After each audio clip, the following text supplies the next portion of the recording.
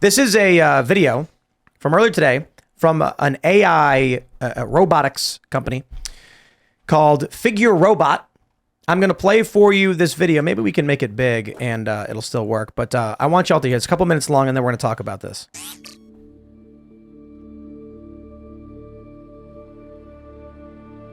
Here we go.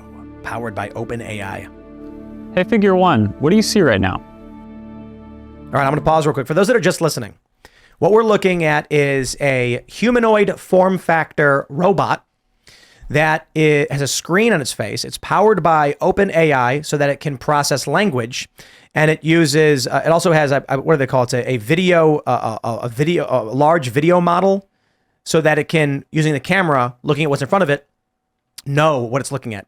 So when you're doing CAPTCHA, and it's like click all of the squares that have motorcycles, you are training the AI to identify things. After millions of people click motorcycle, the computer can now recognize what do these things all have in common and recognize what a motorcycle is. So the man just asked, I'll start it again so you can hear him, but he's talking. What you are going to hear is not a human being. There is a human asking questions of a robot. If you're not watching, it's hard to understand because of how creepy this is. Hey, Figure One, what do you see right now? I see a red apple on a plate in the center of the table, a drying rack with cups and a plate, and you standing nearby with your hand on the table. Great, can I have something to eat? Sure thing.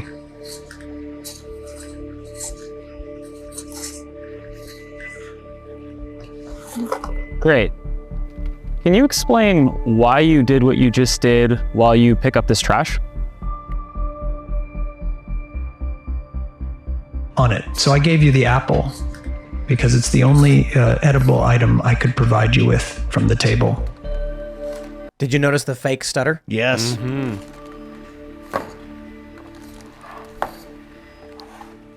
Great. So, based on the scene right now, where do you think the dishes in front of you go next?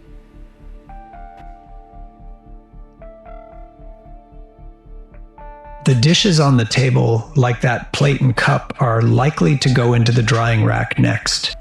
Great. Can you put them there?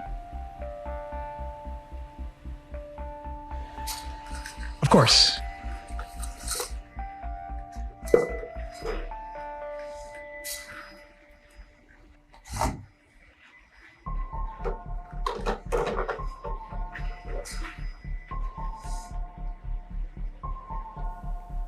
All right, so how do you think you did? I think I did pretty well. The apple found its new owner, the trash is gone, and the tableware is right where it belongs. I agree. Thanks, Figure One. I don't believe that's real. They say it's real. It's a Figure Robot. I checked their website. It says with OpenAI, Figure O1 can now have full conversations with people. Here's the thing. We've done voice AI generation on the show. I can do it in 2 seconds. I can make Jordan Peterson say whatever we want him to say. It's that easy. It takes 2 seconds. With that profile loaded into ChatGPT, it would take literally five minutes, probably not even 5 minutes, for a developer to code ChatGPT. Dude, this is where things are getting crazy. You could go onto ChatGPT and say, from now on, answer me as though you are Jordan Peterson.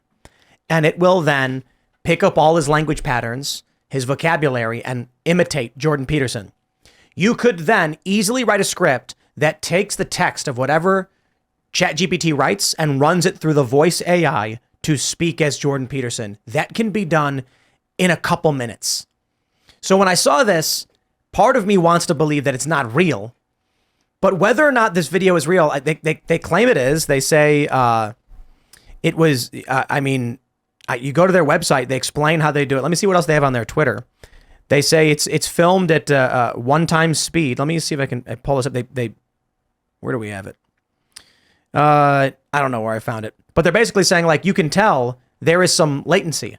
They're pulling from the cloud, so that's why he asked the question, and there's a delay, and then the robot responds and then moves things. The creepiest thing about it is when they make these robots, bro, one day Jordan Peterson's gonna show up at your house. It's gonna be a robot, and you're not gonna know.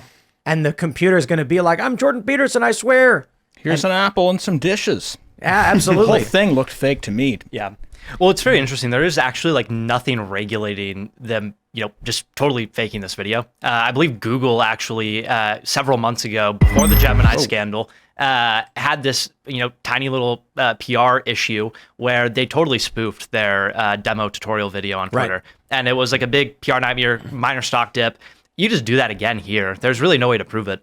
Well, so what could this? We've seen a bunch of these videos where people use those green suits, and then it looks like the robot is playing basketball or whatever. Oh, yeah. Those are easily faked. But is that what this company would be doing then? It's like impossible to say, right? That's the tough part. The technology we're seeing of this robot is not out of the question. It's not doing anything that crazy. We've seen crazier with Boston Dynamics. Yeah. So when I saw this video, I'm like, it's in the realm of reality now. Whether or not they actually this video, it looks so fake, dude. Right. But no. But what I it mean could is, be real. it looks real, like it's a real video. But the fact that you're seeing this robot do all these things and speak in this way seems like it can't be real. But here's the issue I have. The first thing I'm thinking is like, what is this CGI? Did they do? And they're just trying to make it seem like this is our plan for the future. But then I realized like we do the voice AI all the time. Yeah. I literally typed in, and press enter, and then 5 seconds later, Joe Rogan, Jordan Peterson, whoever you want will say whatever you want. Yeah, I think the question here is really on the robotic side. It is not on the GPT to voice issue. That's doable, as you noted. The question is actually integrating the two together. For the longest time, robotics has lagged behind the development of these AI systems. And, this would be a substantial leap. The integration of the two together, the idea that this could maybe like walk around on its own accord, pick something up, move it around, that would be like a very significant leap. And one that is truly stands alone in the market. I don't think there's another company that has such a command on this technology. So you should question it. I think that's like the natural reaction, and they should have to prove that it is real. Do a live demo somewhere, right? Like, Well, it's easy. interesting because in the tweet it said everything in this video is AI generated, which means, if I'm to believe that, everything, because when the guy started talking, I thought he was the AI. I did too. He also Yeah. sounded like an AI. Yeah. This is dynamic walking. Took 12 months to get to this point. I mean, like, watching this is not that impressive. Yeah, it's like these videos are like where they living with a get you. toddler. It really is. No, but More tedious and creepy. I'm not trying to downplay the scientific developments of what they're building. Making this thing's had a battery pack on its back. It's walking. What I'm saying is totally plausible. Yeah. Like, yeah, we could build this stuff. Boston Dynamics robots, the robot dogs, they put guns on them already. And so they're like, look, we made this thing walk. So I really don't see why you would not be able to integrate GPT open AI so that it could identify an apple and then hand the apple to you. Yeah. I think the really interesting piece of this story, as you noted at the very beginning, is this like replication of an individual's persona. And I think there's an assumption amongst the average person is that it would be a fair, accurate representation, right? They have all this training language. But in reality, there's that trust and safety layer, the pesky trust and safety layer. It's hidden in that black box. We have no idea what the limitations on the model are. So maybe Jordan Peterson just won't talk to you about gender issues. He'll have a really clever out. And it ships as a one-to-one replica of Jordan Peterson. You can have him in your school. He'll teach you philosophy. But there are things he won't talk about. And because OpenAI controls that content moderation, or because one of these other firms does, you will never know that for certain. And think about, the other issues here of like maybe Jordan Peterson is banned from social media and he can't get the word out that this isn't the accurate representation of what he thinks. Maybe they just say it's supposed to be a similar but not the same, but it carries that authority, and we're rapidly propelling towards that. You can have these tutors in the classroom that are like Einstein. Well, maybe Einstein is like a woke leftist, right? And the generation will just grow up believing that. So we're essentially able to rewrite history and the beliefs of all these characters, and it will be governed by a single company with no transparency. That is legitimately crazy. The police will come to your house and they will arrest you and replace you with a robot, and no one will know the difference. The fascinating thing that I'm seeing with all this stuff is how quickly things are developing. Yeah. I mentioned it quite a bit, but it was a year and a half ago that I made that. I used Stable Diffusion to make an AI image of Nancy Pelosi, and it looked ridiculous. It was disgusting. It was clearly a weird AI image of Nancy Pelosi. Today, AI is so good, it will make a legitimate, real, high-resolution image of Nancy Pelosi that you can't tell the difference. Yeah. Whether it's real or not. Well, like scroll around through Yelp, TripAdvisor, any of these places, and ask yourself, is that photo of food or the hotel lobby even real? And we are at that point where like it is impossible to tell. But also, I mean, like go back to GPT-2 or GPT-3 and now use GPT-4. You'll give yourself a headache, right? Like it is so much better than just several months ago. And you can't even complete the same tasks that you can with the version that was released months later. I do think GPT is mostly still useless. Yeah. Because of the fear and politics that are attached to it. Yeah. So you need to be able to ask it a question and have it give you the answers. But instead, you know, the one example people like to use is asking it to give you a synopsis for Charles Murray's book, The Bell Curve. It will not do it. Yeah. Do you guys know what that one is? Yeah. Familiar. Yeah. Right. For those aren't familiar, it's a portion of the book talks about race and IQ. So various different racial groups and average IQs based on studies they've done. And if they did a study and they found a result, that's fine. Your conclusions can be your conclusions, but talk about what the book is. Nah, it goes, I'm sorry, I can't share that information because it's hateful or whatever, stupid nonsense. So it doesn't give you information you might actually need out of fear of offending you. And then you end up with Gemini, which is the best, where it actually says, and I think GPT had this problem too, it would rather the universe or the planet be destroyed in nuclear annihilation than someone be misgendered. Yeah. So I think what's really interesting to understand here is we're in this AI arms race amongst all of these different companies. They want to, deploy their products as quick as possible and amass users. And so with that, they are deploying with these content moderation policies in place. They're very clunky. They haven't really been foolproof, full tested. And so they have these egregious issues. Like maybe it won't answer a question about the book. But the next phase of this, the next phase of the censorship, is that it will answer the question of the book and it'll give you a very coherent answer. One that even someone who read the book might believe, but it is a total misrepresentation of the fact pattern.